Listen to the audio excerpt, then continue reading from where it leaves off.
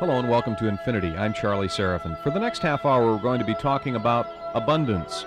Our guest is Arnold Patton, an attorney, businessman who began studying metaphysics in 1977. He's been applying the principles he learned to all aspects of his life, but one of the main topics that we're going to be talking about is money. Mr. Patton travels throughout the country teaching money mastery workshops. Could you outline for us your approach to money and how it's different from the way that most of us look at money and deal with it? Sure. Let me give you my definition of money mastery from the beginning so you'll understand what my views on it are. I consider that you've mastered money when it's irrelevant in your life. I see money functioning as part of us much as food does. And so when you eat and you put food into your mouth and it goes through your digestive system and so on, you just assume that your body's going to handle it. And so you don't worry whether the proper glands are going to be secreting the appropriate juices and whether the nutrients are going to get to the appropriate cells. You just assume it's all handled. And for those people who make that assumption, it works that way. The people who have gastric disorders are the ones that worry about whether their body's going to handle the situation correctly. And so that's a pretty good analogy for money. The people who worry about it a lot are the ones that have the most dislocations, confusion, and shortages around it. Another way to look at it is the definition of abundance. And so conceptually, it's very important for us to understand this because based on the assumption you start out with is the result you're going to achieve. Abundance is the natural state of affairs in the universe. To the extent that you experience less than total abundance in any aspect of your life, including money, is the extent to which you're actually holding it out. So you literally have to take an activist position to keep money from flowing in your life. And that's why the people who are out there trying to make it get so exhausted. They're literally resisting the natural order. What do you mean by that? I mean, let's get in a real specific situation. You mean to say that if you totally forget about money in the process of earning or accumulating money, that you'll have plenty? Look at the birds of the air? That's not the whole story. All right, let's go back a little bit. Each of us was created with particular talents, things we love to do, things that come easy to us and that feel good when we're doing them. This is part of the human condition as I see it. And the way that the talents have been spread around is purposeful. There is a meaning as I see in the universe. And so as each of us does what we love to do, everything gets handled perfectly. And when we're doing what we love to do, we feel good, and those who we're dealing with feel good also. And so that normally and naturally takes care of the abundance in our lives.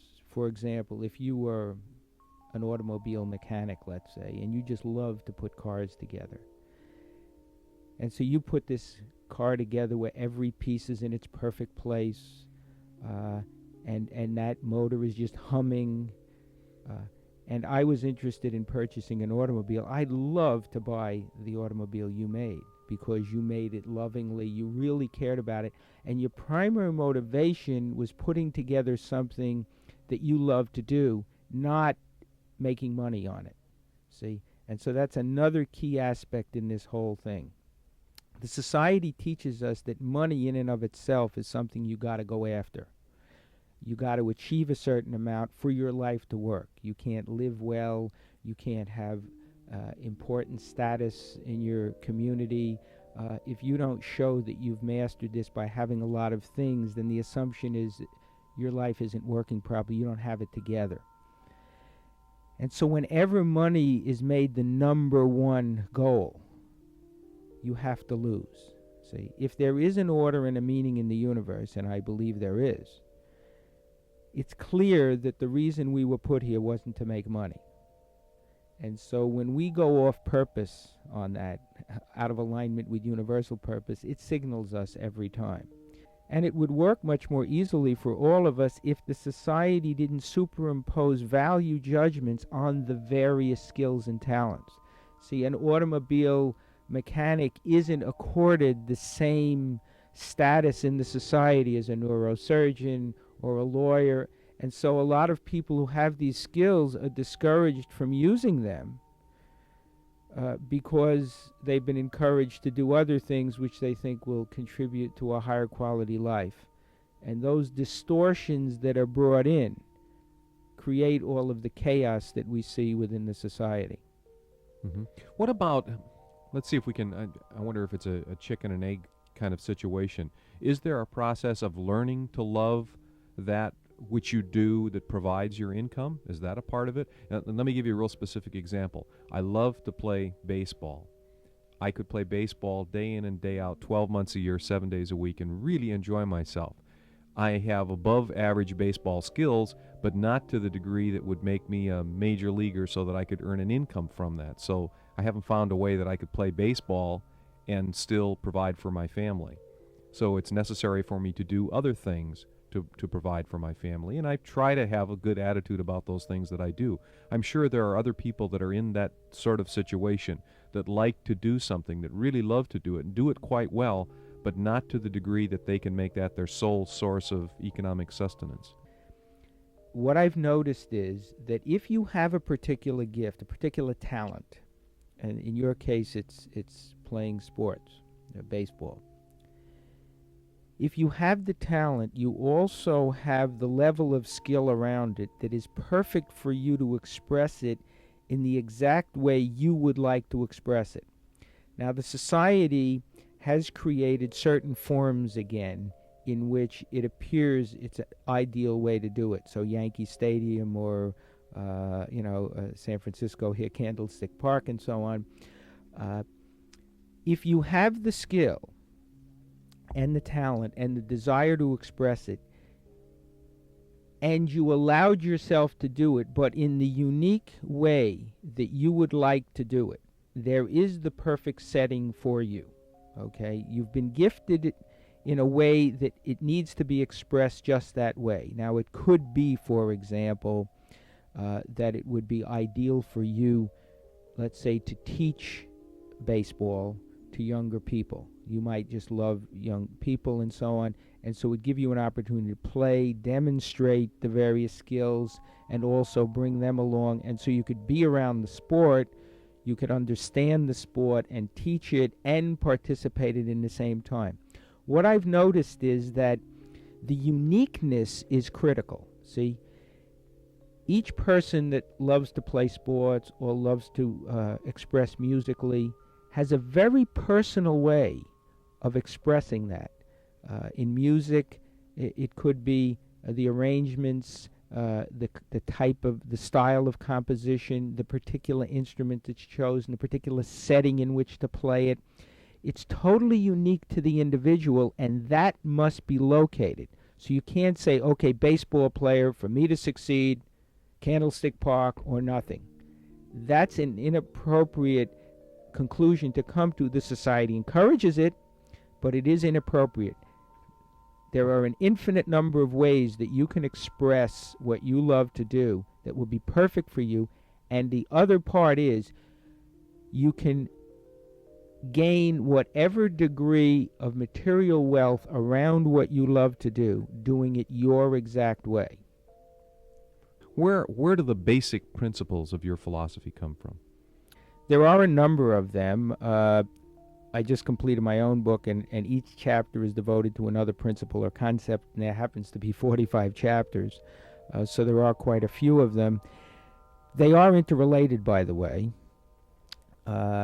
and so I can throw out a few of them to you. For example, we were talking about money, and so there is a principle of giving and receiving. And so conceptually, giving and receiving is a continuous experience. If I give to you, that's half of it. And it's like two sides of the same coin. And so when I give, I've set up an energy around me to receive. You now, having received something, are prepared to give. And so giving and receiving truly never ends. The ideal is to keep things in motion, no attachment to anything. And it isn't important that if I give to you that you give back to me. If I give, I open myself up to receive wherever it is appropriate for it to come from. It will naturally find its way to me. And if I have that sense of trusting that the universe will move it around perfectly, it will. If I'm concerned that I might not have enough of something if I give it away, then that perceptual block or attachment creates an energy block around me, and in fact things won't flow easily to me. It is a situation that requires trust, so you have to understand the principles, believe them, and then act on them as though they're real. People get the results they expect. If you really don't believe them and you say, oh, that stuff can't work, it won't work for you. And the person who says, oh, it works for me every time, has the opposite experience because that's what they believe. Okay. What about another basic principle? That's a good one. Okay. Well, of course, I gave you the concept of abundance is a basic principle. And the doing what you love to do is a basic principle. See, each of us has an inner need to express who we really are. Expressing your talent, what you love to do, that's the same thing. It's also the same thing is letting the real you out, okay? So many people are afraid to do that. And so they've been brainwashed into believing you have to act certain ways for your life to be successful, and you can't trust letting the real you out. You'll end up doing crazy things, inappropriate things, and your life can't work around that. It's undisciplined. It's just too free, okay? The opposite is the truth. When I was practicing law for over 25 years in the traditional setting, the real me never came out. I followed specific rules and regulation, adversary system. Wasn't comfortable for me. I didn't want to beat up on other people, manipulate them, and so on. Wasn't a happy experience. When I shifted to doing what I love to do, which is sharing universal principles, I traded in the laws of the state of New York for universal laws. When I made that shift, it felt good to me. The real me came out. Now I can really support people. I feel good, they feel good, and my life works. When people come to you for counseling, are you concerned that oftentimes they come to you specifically because they want to enhance their abundance? They want to have more for themselves. They want to figure out a way to earn more money, to take more home, buy a bigger house, fancier car, and that sort of thing? Okay, I don't do individual counseling per se. I just do it through the workshop because I feel that people should get the full experience, including sharing with one another, experiencing one another, and seeing how everybody's lives fit together. And that's another principle, by the way, not meaning to digress, but mutual support. It's a basic principle in the universe that we're here. Everything in the universe is interdependent with everything else. And so we have to master this as human beings, learning to support one another. And so you cannot master the life experience going off by yourself someplace. And so the society's suggestion, be independent, be self-reliant, make it on your own, total violation of universal principles. We were put here to support one another, not to do it on our own, not to turn our backs on others, and not to be uncaring and unsupportive of other people. Okay, so you suggested that there's a certain type of energy that is involved with the seminars that you do. What about the motivations of those individuals? Okay, you would ask come forward? about those who come in directly to improve the abundance in their lives. It doesn't mean, I am not suggesting that people shouldn't experience material abundance in their lives. If they put it in proper sequence or proper order, they get it all. It's the title of my book. But you got to watch out about the order. See, when you do what you love to do and you support other people through doing that and in other ways, a natural result of that is that money will flow easily to you. People love to reward those who serve them well. There's no problem around it. I do workshops on a gift basis only very often. And so, it works fine. people, I give all I can give, and people respond wonderfully. And those who can afford more pay more. Those who can afford less, I give gifts of it all the time. There are always scholarship people. I don't worry about the money part of it. It handles itself beautifully. And it will if you'll let it. When we talk about spirituality, many of us associate it with poverty, sacrifice, sackcloth, ashes, that sort of thing. Sure. It's much like the painter, fine arts painter, who grew up being told, if you ever make painting your career, you'll never make any money out of it. And so he believes that, but he still decides he has a need to do this, so he does it, and he doesn't get any money. There are two separate issues involved. Doing what you love to do is one issue. The degree to which you will allow it to succeed in your life is a separate issue. So you got to be clear on the principles and on your life generally, and allow yourself to succeed as well as do what you love to do. Got to clear on both. Is that just a hang-up then that some people have, that they have a distaste for material success? Sure. A lot of people have it wired up that if you do what you love to do, you can't make money, or if you're giving to other people, you can't be successful financially. These are just misperceptions. What does money have to do with universal laws? Money is just a tool in the more sophisticated society to make exchange work a little simpler. Money in and of itself isn't anything that you deal with directly. See, whenever you put money in the lead position, you know you got a phony issue. Okay, people say, oh, if I only had more money, my life would work. No. There are a number of principles around this. Another one is, you can never improve the quality of your life in any meaningful way when you manipulate the world around you. And so if you said, oh, if I just had a new car, everything would be fine, or if I could just take a month off and not have to work and take a vacation, my life would be fine. The improvement that you will feel, or the good feeling you will have about it, will be only temporary. No meaningful change can ever occur in your life unless the change occurs inside. Nothing outside you will ever improve the quality of your life more than temporarily. Are most rich people spiritually unfulfilled? Well, it depends how they went after the money. There are people who understand the principles and just let huge amounts of money flow in their lives, and they couldn't care less. They have no attachment to it. They just know it's going to be there, and it's fine. On average, I would say most of them go out there to get it, so they're violating a basic principle to start with, their perception that you got to go out and get it. And so they're not doing what they love to do. They're not serving other people primarily. And when they violate those principles, the immediate response within them is discomfort. So the people that get up every morning and read the Wall Street Journal to find out what they're worth and determine how they're going to feel by what their portfolio is worth cannot have a high-quality life experience. See, it depends what the criterion you're going to judge your life by. How much money you have or how you feel all the time. Let's really oversimplify and see if we could divide the world into two groups of people. There are those people who subscribe to a philosophy that love begets love, and that everything works in harmony, that it's an interdependent society, that you should do the things that make you happy and money will take care of itself. Then there is another group of people that says it's a dog-eat-dog world. Get the other guy before he gets you. Manipulate every time you get a chance. Step on somebody or you'll be stepped on. In your feeling and in your travels and in your professional career and in the time that you've spent doing these seminars, is one side gaining or losing? Of course, each one gets what he wants. So if your perception is that it's a dog-eat-dog world, that's what you'll find when you go out there.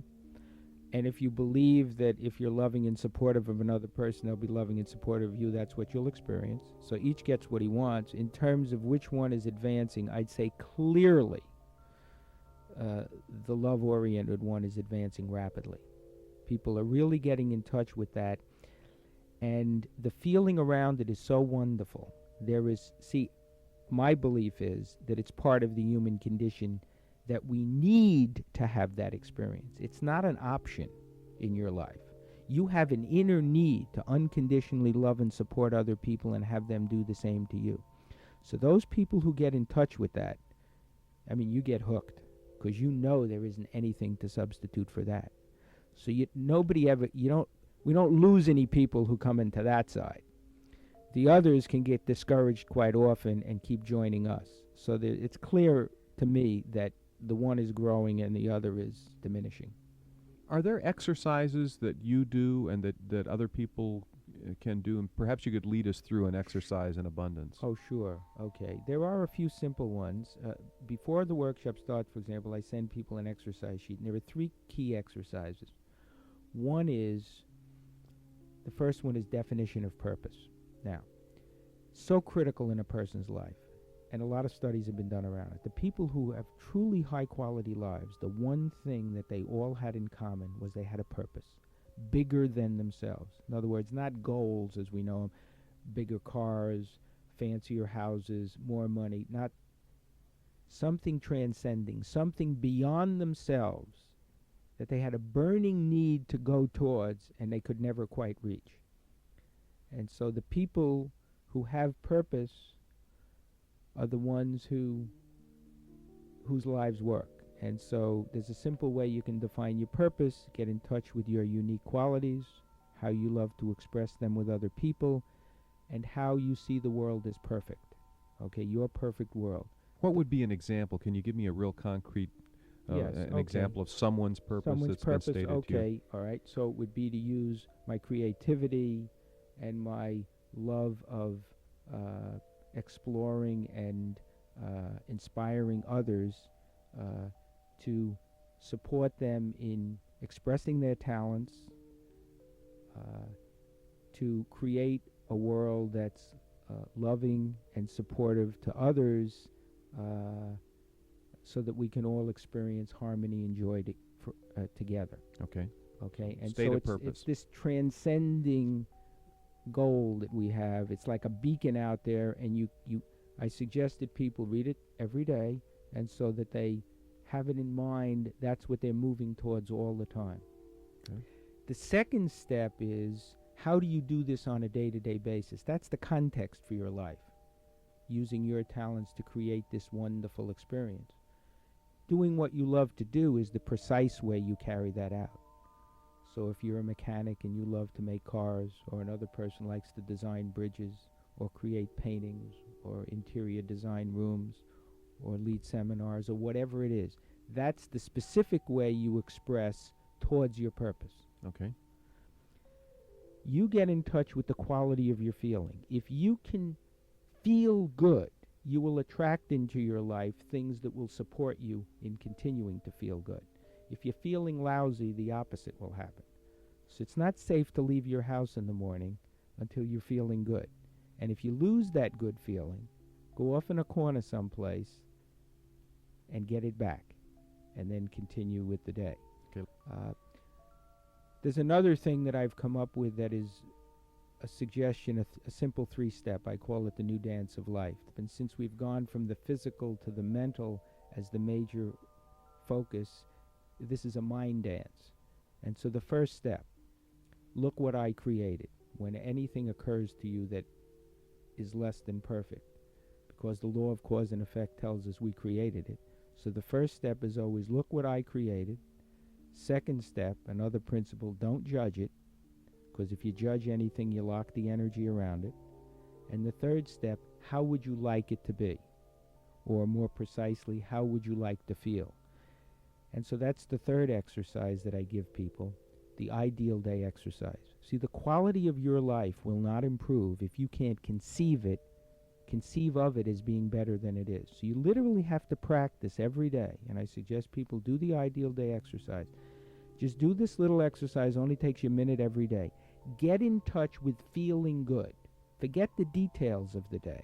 Universe handles the details. That's another principle. One more time, just so that it's real clear in everyone's Anything minds. happens to you that's less than comfortable, immediately remind yourself you created it. Look what I created.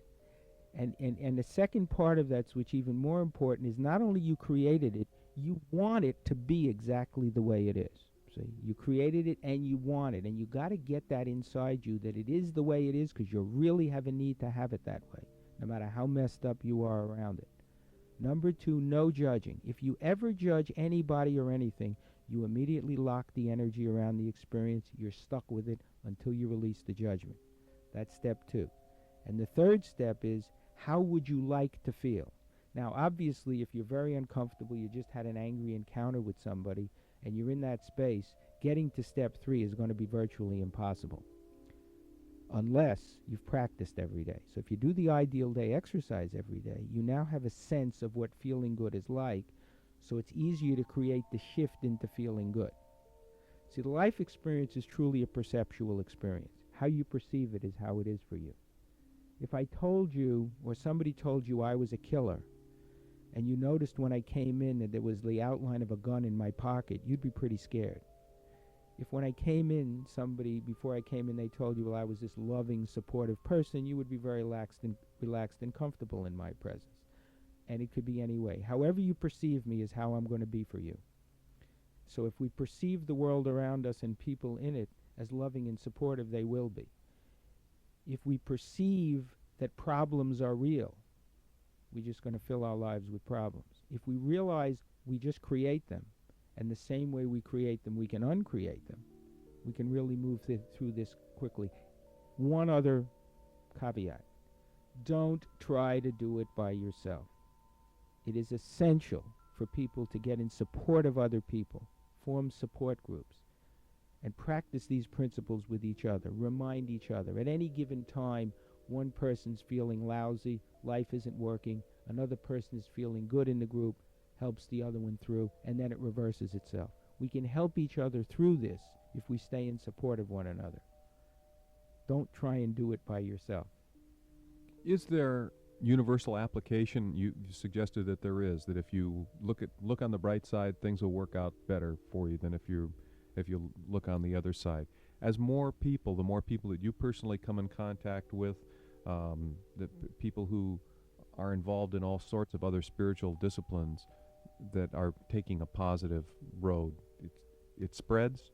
Oh, it's remarkable. I mean, I wish you could have been there this weekend and just see the people. This is the second time here, and just hear the ones that took it previously report on the magnificent changes in their lives. There were 4 support groups ongoing, and they're just supporting each other. They're staying with the principles. The dramatic changes are mind-boggling. I'm even surprised myself, even though I'm doing it myself. I keep hearing the stories. It's so simple. These principles are simple. They work. Those people who believe them and use them, it's a cup of tea. What's the impact on corporations, governments, larger social institutions? Well, they're being influenced by this. One of the people who took the workshop goes right out there and does this kind of stuff in the corporate field. Bankers, lawyers, and so on. He comes right at them with these principles. Many of the people who take the workshops are in those settings, and they go back and they meet other people. They share the thoughts with those who are receptive. It's growing. It's expanding. Well, you see it in the corporate structure anyway. Look how we're changing towards Japan in a sense, because the Japan has a more benevolent attitude towards their employees and their corporate structure and so on, more caring about the quality of the products they put out and so on. It's finding its way. There is a general change in this direction, and it will continue to accelerate.